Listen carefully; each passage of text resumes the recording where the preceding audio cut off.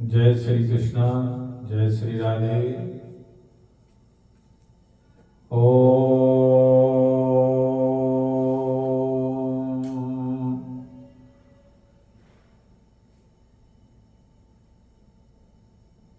श्री राम जय जय राम।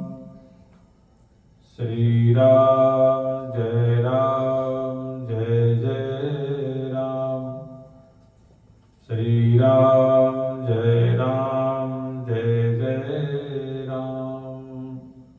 सच्चिदानंद भगवान की जय। प्रिय भक्तों, श्री रामचरितमानस के माध्यम से आप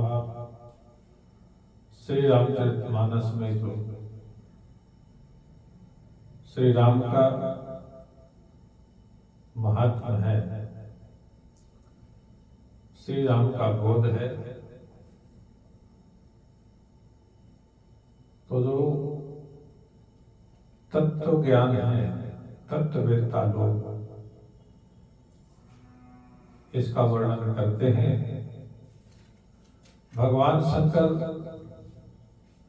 माता पार्वती जी को कथा सुनाते हुए कहते हैं कि झूठे हो सत्य जाहि बिन जाने, जिम भुजंग बिन रज्जु पहिचाने। यही जाने जग जाए हेराई, जागे जथा सपन भ्रम जाए। पार्वती, तुमने झूठे जग को देखा, अभाव को देखा और उसके आधार के अज्ञान में जो दिखा उसे आपने सत्य मान लिया, जिसके जान लेने पर संसार प्रपंच का अभाव हो जाता है। वो आधार भगवान आत्मा मैं है। चराचर का अस्तित्व अपना आप जो हर के भीतर मैं हूँ ऐसा राजन बोल रहा है। निरंजन माला घट में फिरे दिन रात, सोहम हंसा हंसा सोहम, श्वास श्वास ठहरा। हर श्वास में आवाज आती है सोहम मैं हूँ, ऐसा राजन बोल रहा है। उसके बिना जाने यह संसार प्रपंच मन बुद्धि शरीर आदि जो तीन काल में है ही नहीं, सत्य सा जान पड़ता है। यह श्रुतियों का स्मृतियों का सिद्धांत का निचोड़ है, जिसे भगवान शंकर ने ब्रह्मानंद, आत्मानंद, निजानंद, नित्यानंद सागर में दो घड़ी डूब करके गोता लगा करके उन्होंने बाहर निकाला। क्योंकि समुद्र के किनारे पर कौड़ी, घोंघी, सीप, शंखियां हजारों समुद्र के किनारे पड़े मिल जाते हैं, परंतु यदि अमूल रत्न निकालना है तो समुद्र के अंदर बहुत अंदर गहराई में मीलों तक जाना पड़ता है, तब कहीं जाकर के मिलता है। इसी तरह भगवान शंकर ने दो घड़ी आंख बंद करके उस ब्रह्मानंद में डुबकी लगाई। क्योंकि माता जी के प्रश्न में कोई किस्सा, कोई कहानी, कोई राजा रानी का चरित्र इतिहास आदि नहीं है। अगर ये होता तो बोले बाबा को डूबने की जरूरत नहीं थी, समाधिस्थ होने की जरूरत नहीं थी।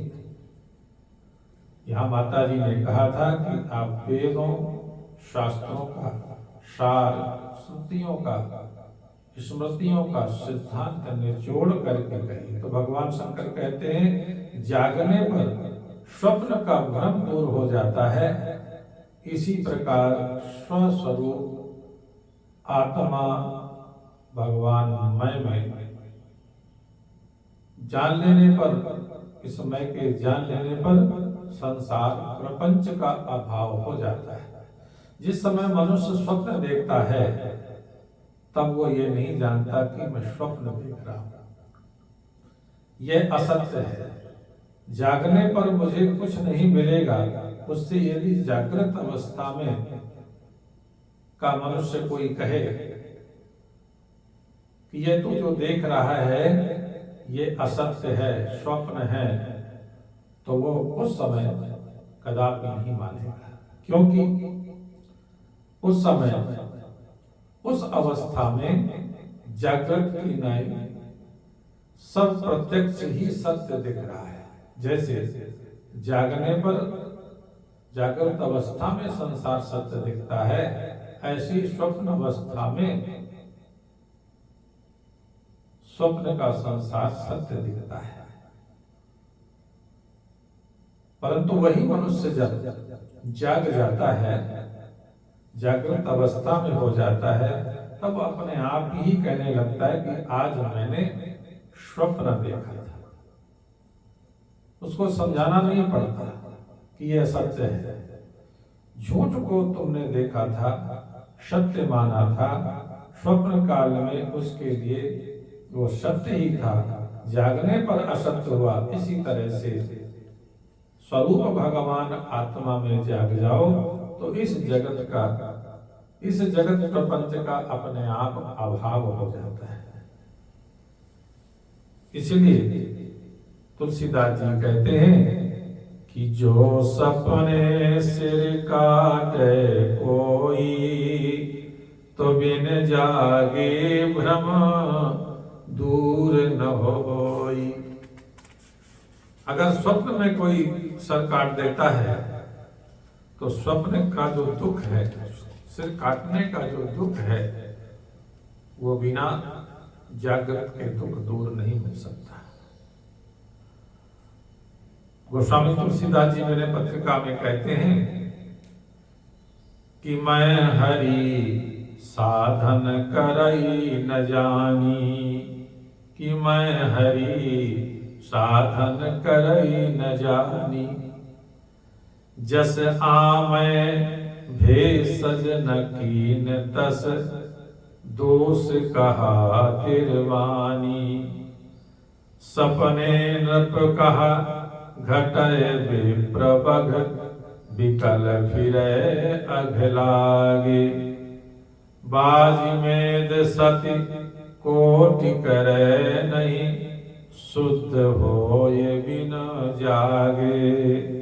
हे प्रभु, मैंने साधन करना नहीं जाना। जैसे रोग था वैसी दवा नहीं की, उसका इलाज बढ़िया नहीं किया। जैसे सपने में किसी राजा को ब्रह्म हत्या का दोष लग जाए और वो समय महापाप के कारण व्याकुल हो जाए, जहां तहां भटकता फिरे, परंतु जब तक वो जागेगा नहीं तब तक 100 करोड़ अश्वमेध यज्ञ कर ले भी तब भी वो शुद्ध नहीं होगा। इसी प्रकार भगवान आत्मा स्वस्वरूप मैं बिना जागे, मैं बिना जागे अज्ञान जनित संसार प्रपंच से छुटकारा नहीं मिल सकता। सृग महासर्प विपुल भयदायक, प्रगट होई अविचारे। बहु आयुध धरि बल अनेक करी, हारहि मरहि न मारे।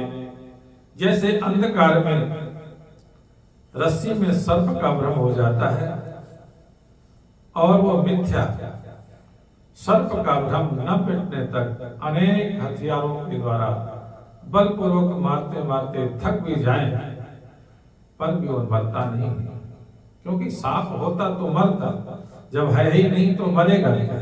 इसी प्रकार अज्ञान से भासने वाला ये संसार बिना इसके असली स्वरूप के जाने बिना नष्ट नहीं होता है। तो निज भ्रम ते रवि कर संभव सागर अति भय उपजाए, अवगाहत बोहति नौका चढ़ी कबहू पार न पावे। अपने ही भ्रम से सूर्य की किरणों से उत्पन्न ये मृग तृष्णा वाला समुद्र बड़ा ही भयानक लग रहा है, और उस मिथ्या सागर में डूबा हुआ मनुष्य जहाज या नाव पर चढ़कर पार कर सकता है क्या? कहते हैं नहीं। यही हाल इस अज्ञान से उत्पन्न संसार सागर का है।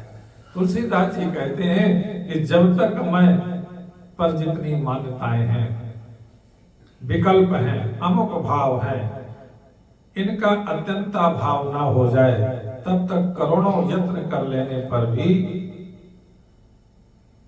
कितना भी हो जाए, करोड़ों यत्न करके भले ही मर जाए, परंतु इस पर संसार सागर से हम पार नहीं हो सकते। अमुक भाव, विकल्प भाव ही तो संसार है। अमुक भाव गया तो संसार ना रहा।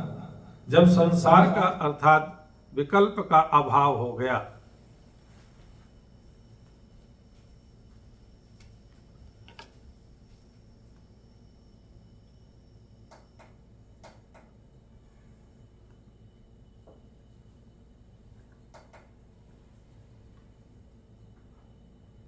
जब संसार का विकल्प का अभाव हो गया तब विकल्प ही कहाँ रहा। विकल्प के अभाव में विकल्प का अभाव हो गया, विकल्पक का भी, विकल्प के अभाव में विकल्पक का अभाव हो गया, तब विकल्प ही कहाँ रहा। विकल्प के अभाव में विकल्पक का भी अभाव हो गया, विकल्पक संज्ञा न रहा, पर जिस पर ये दोनों कल्पित थे वो न रहा जिसमें दोनों आधारित थे। किसी व्यक्ति की शादी हुई, गृहिणी आई, अभी वो व्यक्ति ही है, परंतु जिस क्षण पुत्र हुआ उस व्यक्ति का नाम पिता हो गया, पुत्र के होते ही पिता का नाम पड़ गया।